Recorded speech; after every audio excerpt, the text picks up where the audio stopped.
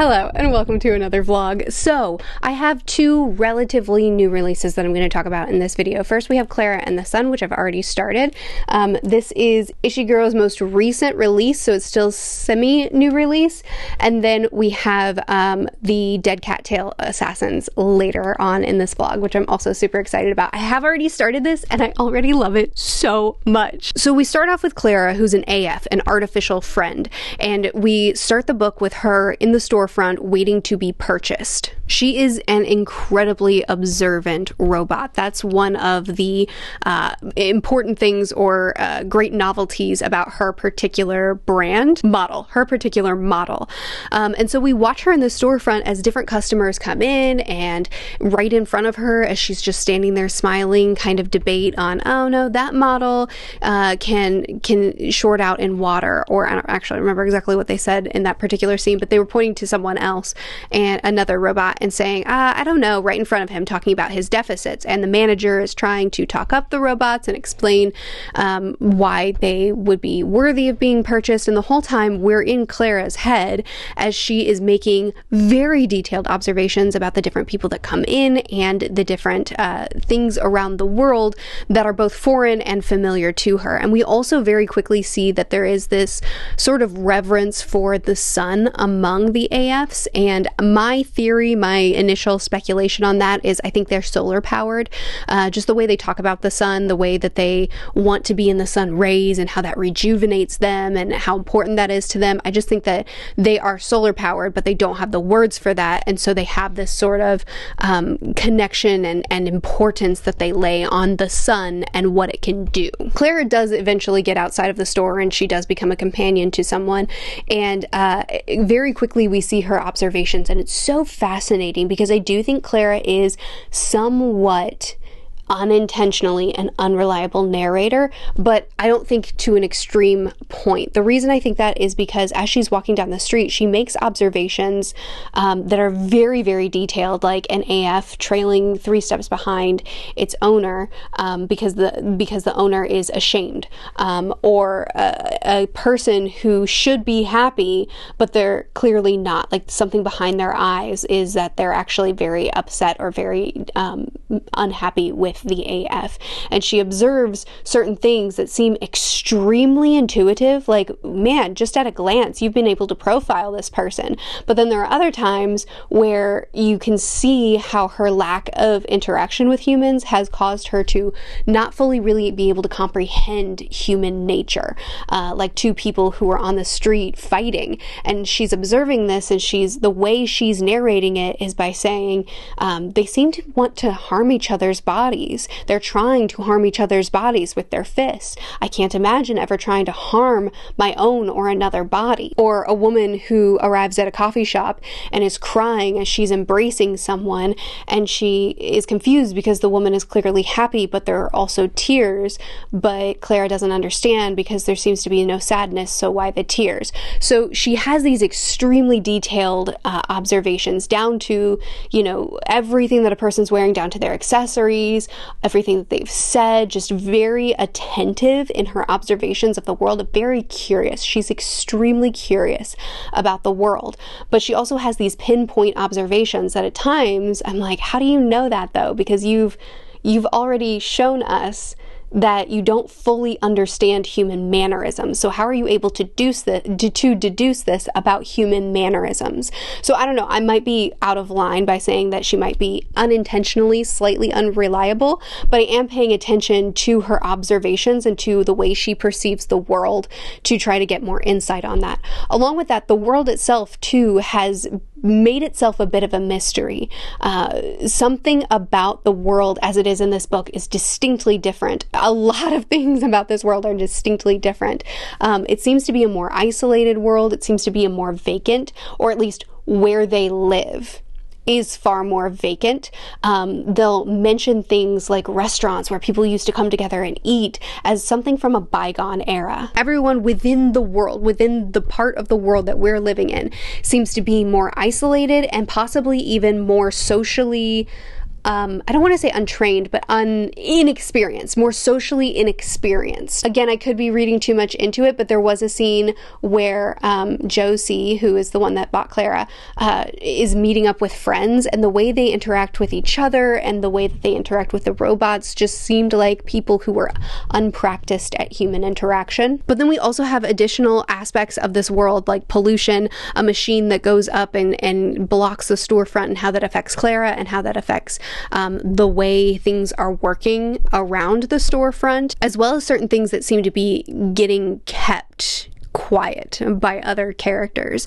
So Josie, Clara's person, is sick, and she has days where she's just down, she's stuck in bed, and then she has days where she can be a little bit more active, and she really cares about Clara and wants to show us more, wants to show her more of the world, and we are perceiving all of that through Clara's eyes. And it is really interesting to see the world through her eyes, because Clara herself, while she seems detached by a lot of the information that she takes in, she also expresses feeling discomfort, feeling sadness, feeling excitement. She expresses feeling emotions very distinctly, and it's clearly true. There was even a scene where it seemed like she was having a panic attack. She just didn't take any commands, even from Josie. She just stood still and just like stared forward and didn't respond to anyone. And after that scene, expressed that she felt uncomfortable.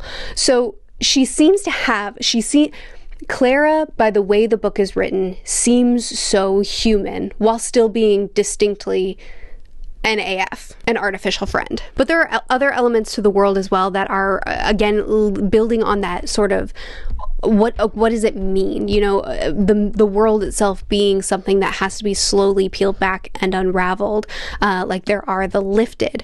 And it seems like everyone that we're interacting with in this novel are the unlifted, are the ones that I guess have been left behind. And that's a really terrible thing, or a really, it feels very desperate, like you want to be the lifted, but they aren't, and this is their lives now. So I'm wondering if maybe the world, the reason certain social things are of a bygone era is because certain people have moved on from what we're seeing of the world in this novel so far, and the people that stayed behind are getting sick or are at some sort of economic and social disadvantage. I need to read more and find out. Obviously, I won't tell you in this vlog.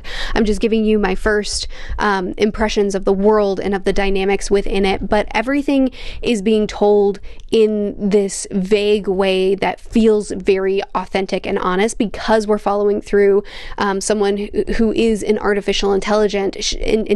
She isn't asking the kind of questions that you and I would be asking if we entered into this world. There are parts about Clara's narrative that feel like a person that's gone into a foreign country and doesn't understand the customs or the cultural norms and has to learn it all from scratch. But then there are other times where she doesn't inquire on things that most people would inquire on. And so because of that narrative perspective, we are just getting little puzzle pieces one at a time and trying to fit them together. And it's been such, I mean, it's a very slow, and I don't say that in a negative way, novel, in that it's just showing the day-to-day life, and it's showing the world. It's unraveling things very, very slowly. But I'm also very attached to Clara and Josie, and I'm very, very intrigued by the mystery of this world and what has happened here and what these different things that are just being mentioned mean. It's been an excellent reading experience so far. I'm really, really drawn into the story, absolutely loving it. So I will check back in with you at the end to let you know if it landed, let you know some of the main themes and takeaways, but I will not spoil any of the reveals, obviously.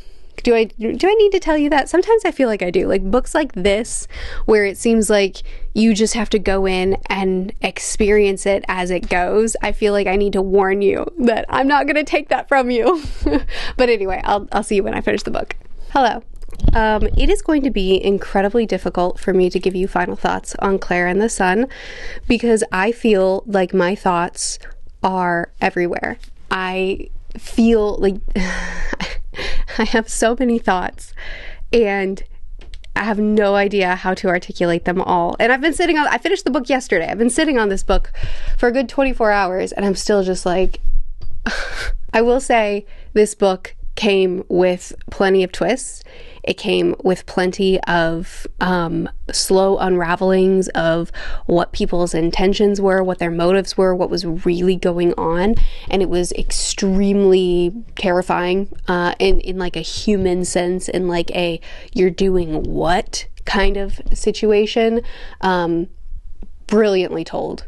Absolutely love Ishiguro's writing. This is my first book by him. I will be reading more for sure. But also just as far as Clara and her situation and the role she played, she is an artificial friend. Her role is to try to help people, her people, not be lonely. She wants to give them a companion. She wants to give them a little bit more in life. Her goal is service. It's to be what they need her to be.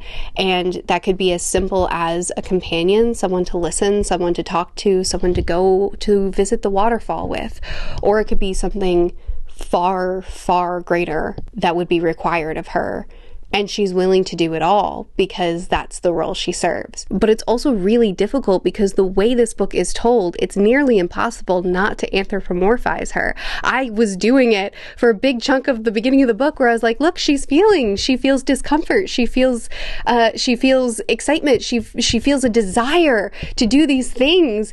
And the way, because we're in Clara's perspective and because we're perceiving the world through her eyes and because she is a wonderful, wonderful perspective to follow, I become so attached to her that I can't help but perceive when she says, I want this, or when she says, I'm happy that I've fulfilled my duty, or something along those lines, I can't help but project that her sense of happiness or her sense of discomfort or her desires have to be the same as mine. Actually, I buddy read this with Jimmy and Joanna, and we were talking about this and how we do that with other things as well. Like when we go off to college or go move out and we leave our family pet behind, and we're just like, but you're going to feel abandoned, but you're going to wake up in the morning and wonder where I am, and you're going to wish I was there. You're going to feel like I left you.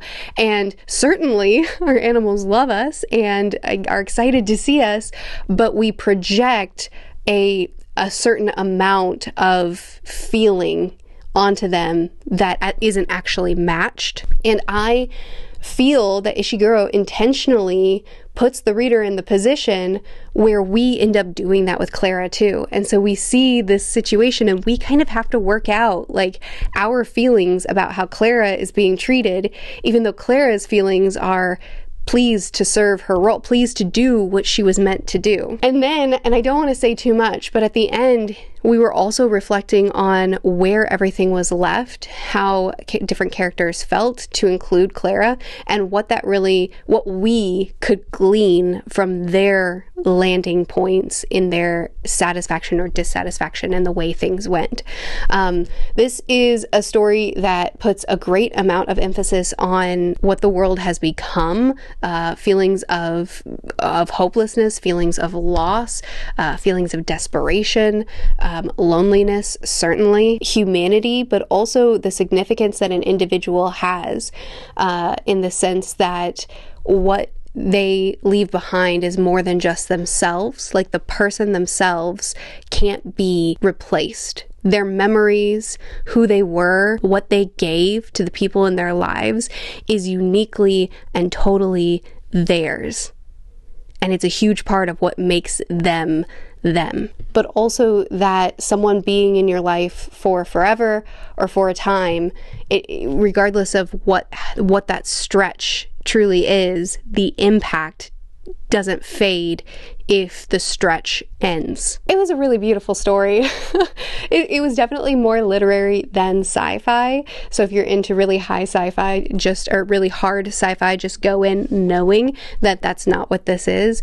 But it is a beautifully told story that really made us think and want to discuss at length. Really loved it. All three of us loved it. A few of us on the Discord as well have already been reading it and discussing it, and at least the three of us that have finished it really love it too. Amazing story. I have begun my next book for the vlog, and that's The Dead Cattail Assassins, but I'm very early on. It's a very short book though, so I feel good about giving very early thoughts on it. So it's an interesting beginning. I think the main character's name is Evine.